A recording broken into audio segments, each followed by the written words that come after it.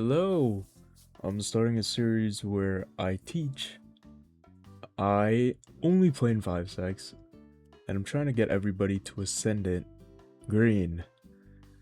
As we've plateaued clearly in Plat Diamond, I'm trying to play like these teams, and to do so, I need to raise our team's floor up, so I'm building this brick by brick until we get the fundamentals down to some degree.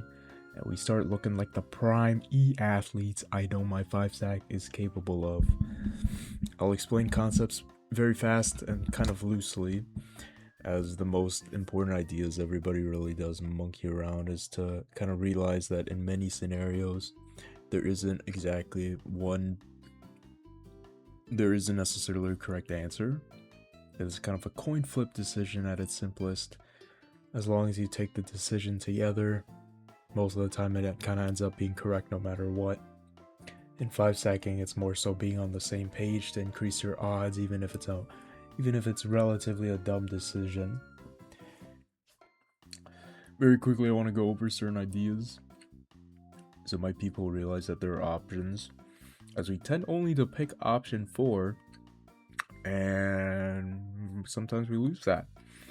As we face better people, the more options you have, sometimes option 4 just isn't realistic, especially if they're holding you with an op or something.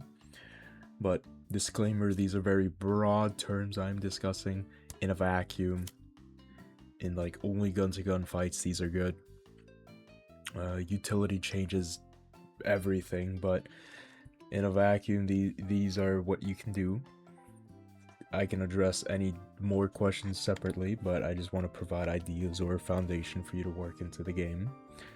If you are the first guy, here are your options. You can jiggle, you can jump spot, you can wide swing, you can pretend to be neon and full bait to draw crosshairs and let the other guy trade you, or you can just fight. If you're the second guy, your options are a bit more limited, because you're always going to be playing reactively based off the first guy.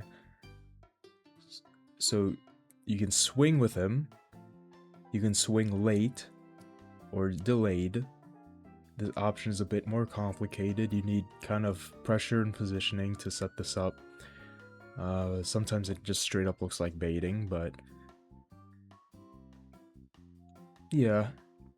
Or you can hold an angle while the other guy swings because he's exposed to a different angle. The most important part of being the second guy is that you do not be a traffic cone. The first guy's gonna do whatever they want, just accept that fact, but your routing should not be in a way that blocks their escape path or messes up their jump swing or forces them to just press one direction in a way they're uncomfortable with. Because most of the time is that you guys will just slam into each other, traffic accident, enemy has an easy lineup. No bueno.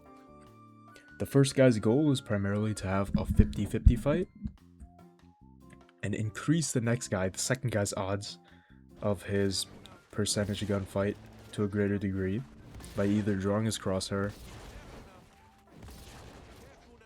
That's it, by drawing his crosshair.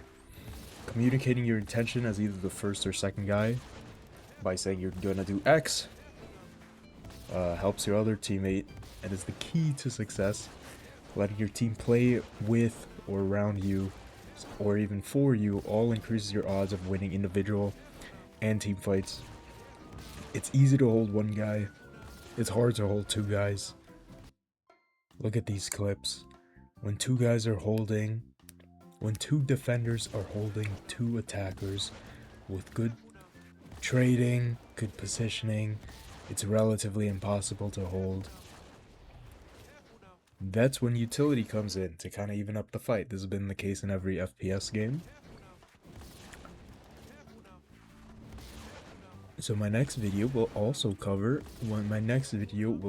utility usage. Good luck, everybody.